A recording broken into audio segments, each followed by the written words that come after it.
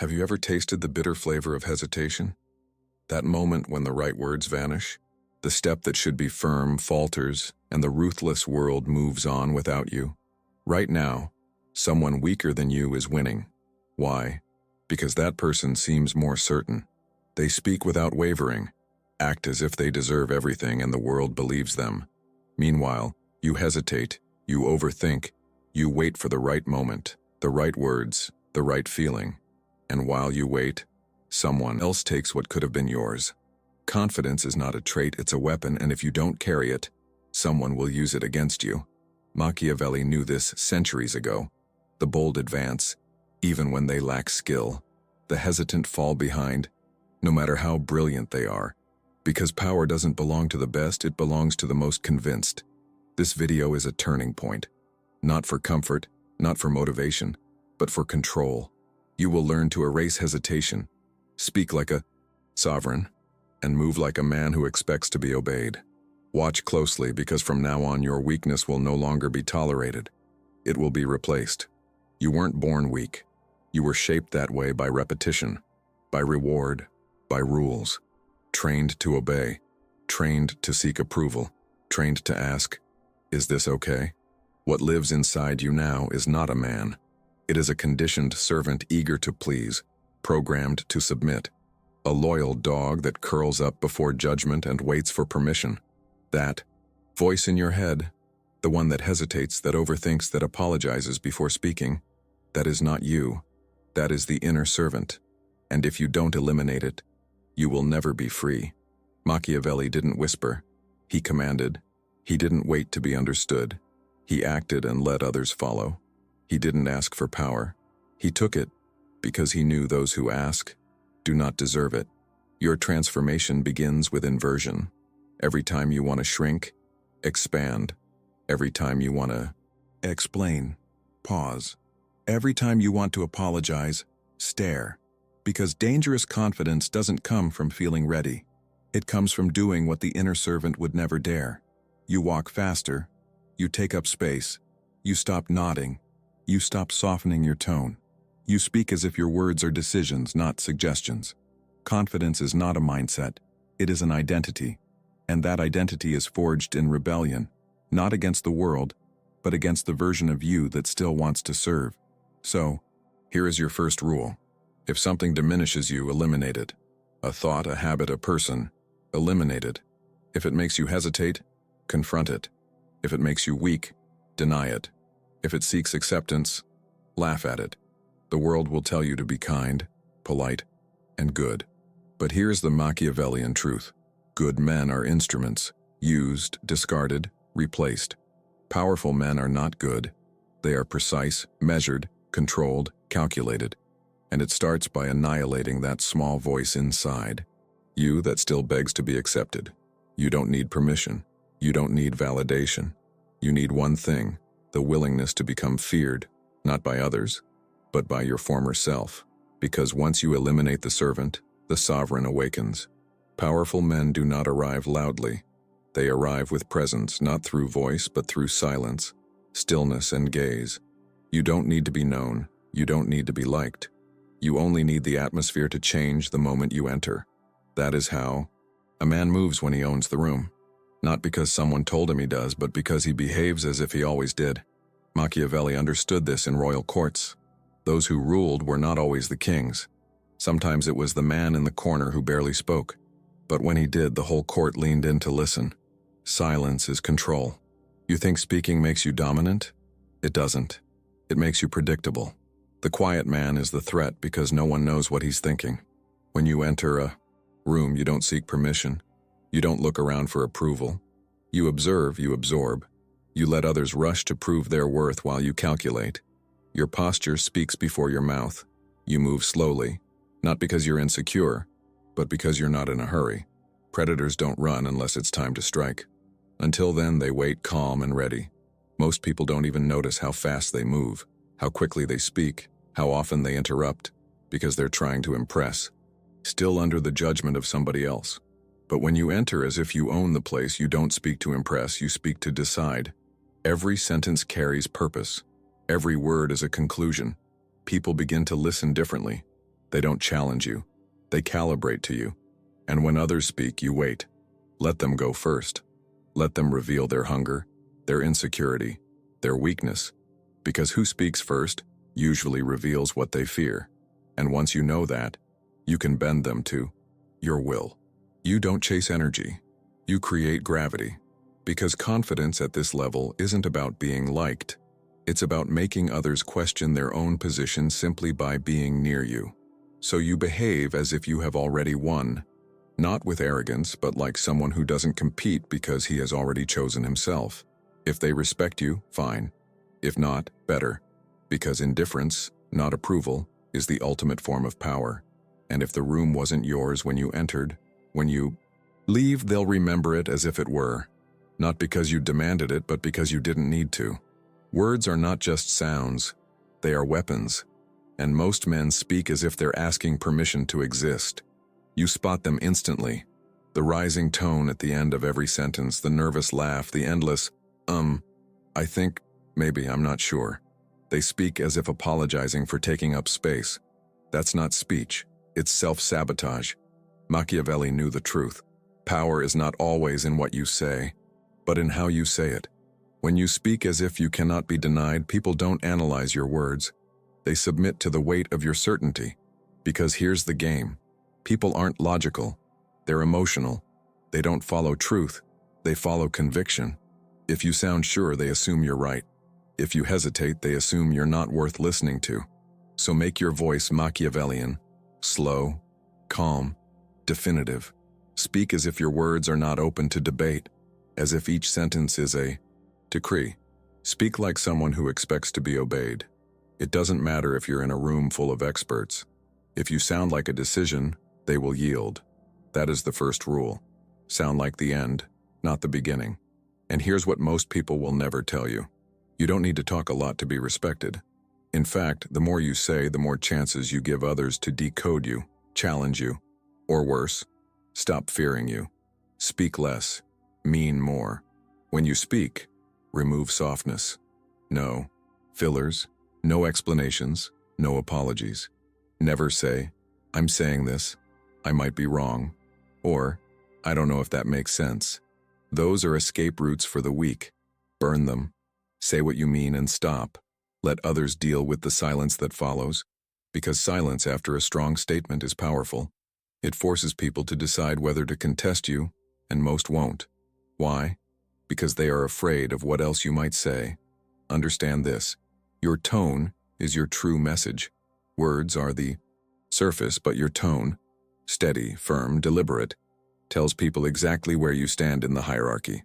Want to rise? Lower your tone. Slow your pace. Remove nervous energy. Sound like someone who has nothing to prove and everything under control. Sound like someone who has already made his decision and expects the world to meet him there. You don't win conversations by being louder. You win them by speaking in a way that makes people feel your words aren't suggestions, but facts. That is how rulers speak, how generals speak, how exiled kings speak before reclaiming their thrones. And if someone challenges you, never defend. Redirect. Don't argue, don't explain, don't justify. Just say, I disagree. Or better, that is incorrect. Then move on. Because when you refuse to debate, you signal something terrifying. Your reality is not negotiable. That's how you control a room without ever raising your voice. Confidence is not volume, it's gravity. It's the invisible weight behind your words, the assumption that when you speak, others must listen. When you speak, the room must feel it. Not through noise or arrogance, but through unwavering certainty. You are not trying to be right. You are speaking like someone who cannot be wrong. You are not trying to be heard. You are speaking like someone who doesn't care if you agree because eventually you will. That is power. From this point, it's how you speak, or you stay silent. Confidence without control is decoration. You can walk tall, speak well, move with authority. But if someone can still provoke you with a sentence, you are not powerful. You are exposed. This is where most men fail. They master presence and speech, but their emotions still belong to others. A whisper of disrespect and they flinch. A compliment and they soften. A silence and they spiral. You are not free. until you master the invisible war inside your own mind. And that begins by reprogramming your identity. Machiavelli understood this in the corridors of power. He did not fear enemies. He feared emotional dependence. He did not trust affection. He trusted control. Because once people know what moves you, they know where to press. And once they know where to press, you are no longer dangerous. You are manageable. And manageable men are discarded the moment they lose utility. So here is the transformation. You stop being the man who reacts and become the man who calculates. Someone insults you. You don't explain. You observe. You extract data. What are they trying to get from you? What are they hiding behind the insult? Someone praises you. You don't melt. You analyze. Why are they praising you now? What do they want? Someone ignores you. You don't panic. You become colder. Silence becomes your weapon, not your wound. This is what it means to become psychologically unreachable. Not without feeling, but unshakable. You feel everything, but you act on nothing unless it serves your outcome. When someone tests you, you don't attack. You show no visible discomfort. Why?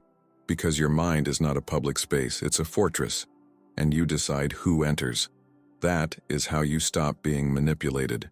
Most men are so easy to control, it's laughable. Tell them they aren't good enough, and they over-explain. Tell them they're amazing, and they chase you. Withdraw emotionally, and they beg to reconnect. That's not power, it's programming. And until you break the code, you will always be someone else's tool. How do you reprogram? Eliminate the need to be understood. That is the root virus. The desire to explain, to be seen, to be validated, is what makes you controllable. You do not exist to be understood. You exist to move the world around you strategically, surgically, silently. You eliminate the fear of rejection because the Machiavellian mind does not chase acceptance. It controls access. You don't want to be invited in. You want people to wonder what happens when they're no longer allowed near you. And you remove the habit of reacting emotionally. Emotions are real but irrelevant unless used as a weapon. You are angry, use it as fuel. Insulted, use it to your advantage. Doubted, use silence and let results speak later. This is how powerful men are built. They don't become robotic, they become undeniable. Because once nobody can shake you emotionally, they can only watch you move with precision and fear what you will do next. Let others seek peace and understanding. You seek clarity and control, because the world doesn't care how you feel. It only responds to what you project. Certainty, direction, gravity. And when your identity becomes unshakable, you become dangerous.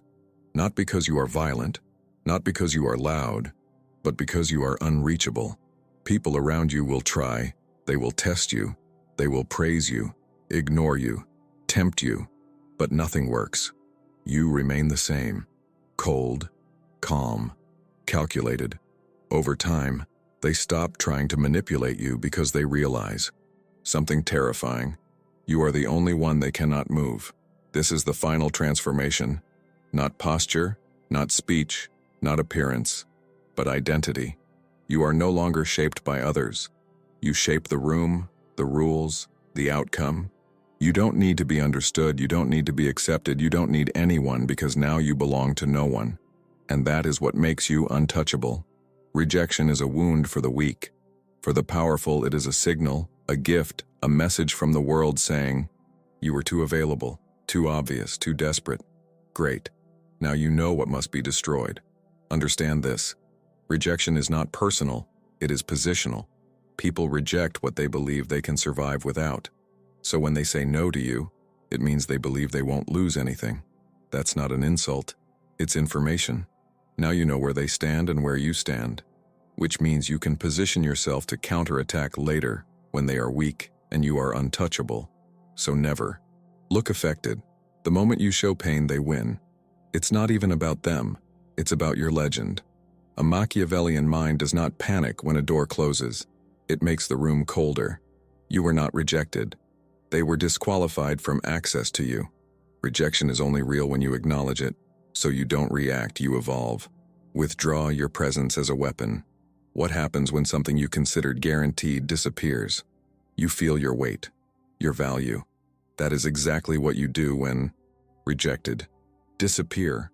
No explanations, no emotional goodbyes, just a strategic absence. And while they feel the void, you build.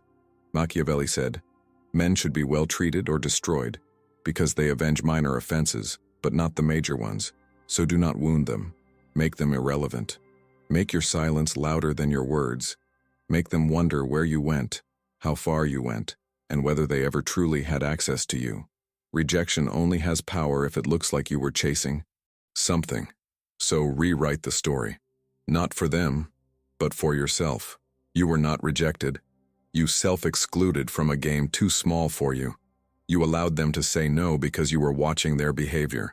You gave them a chance to prove they had the discernment to recognize power. They failed. In that failure, they told you everything you needed to know. Now you disappear and evolve, and that is where you win. Rejection is clarity. Most people live in confusion, not knowing who respects them, who uses them, who fears them. Rejection cuts that fog like a blade. Now you know who is blind. Now you know where your power still has no impact. So what do? You refine your advantage. You sharpen your image. You amplify your value so high that people who once ignored you now have to justify themselves when they say your name. And next time they come back, and they will, you won't even need to reject them. You will have already evolved beyond their reach. That is control. So arm your return. The goal is never revenge. Revenge is emotional. Machiavellian power is always calculated. So you do not try to get even. You let time handle that. You reappear only when your presence causes discomfort, when your success is so visible they cannot avoid it, when the person who rejected you now watches you dominate the space they believed you didn't belong to. You say nothing, offer no spite, no sarcasm, no ego. You offer a simple look, or better, no look at all, because now you are not trying to be accepted. You are setting the standard. This is the test, the filter, the fire that shows what must be cooled, what must be cut, and who must be left behind. So remember this: you were not rejected. You were redirected to a version of yourself that does not ask twice, does not shrink, and does not wait to be chosen. Now go build in silence and return as a force they cannot reject, even if they want to. You turned rejection into fuel. Stop chasing approval. Now make people feel the cost of losing you. You have become scarce, strategic, silent, and they noticed. You stopped entering rooms to be accepted. Now you dominate them through presence, posture, and precision. You no longer speak to be heard. You speak as if no one could afford to disagree. Above all, you reprogrammed your identity. You are no longer predictable. You are no longer easily shaken. You became unreachable, emotionally untouchable. They cannot provoke you, tempt you, or unsettle you, because now you belong to no one, and that makes you unforgettable. That is what creates a legend. Not noise, not fame, but powerful silence, cold clarity, relentless consistency. You don't need to announce your transformation. They will feel it in your step, your tone, your absence. You have become the man people observe in silence. The one who used to chase is now chased. The one who used to beg now decides. The one who no longer needs approval has become the standard. So no, this wasn't just about confidence. It was about mental, emotional, psychological mastery. You are not here to fit in. You are here to move pieces, to bend the room, to haunt their memory even in silence, because legends don't beg, don't explain. They exist, and the world reshapes around them. The journey has already begun, not in your hands but in your gut. Discomfort is the first step, lucidity your only compass. Formulas are dead. What lives is your courage to be a stranger in the nest, to hold the gaze where others turn away. If this touched your deepest fiber, if it awakened the beast in the cage, then leave your mark. Comment below, "I am unshakable," not for an algorithm, but as a silent pact, a nod to those who, like you, chose the point of no return. There is no room here for convenient lies or the seduction of, "It will all be okay." There is only the shard, the precise cut that reveals what you need to see. The break is the path, deep thinking your only weapon. Let deprogramming be your ally. Let subversive vision guide you through the labyrinth. Let silence become your greatest cry. And from the ashes of your old self, may something indomitable be reborn, something they will never be able to control.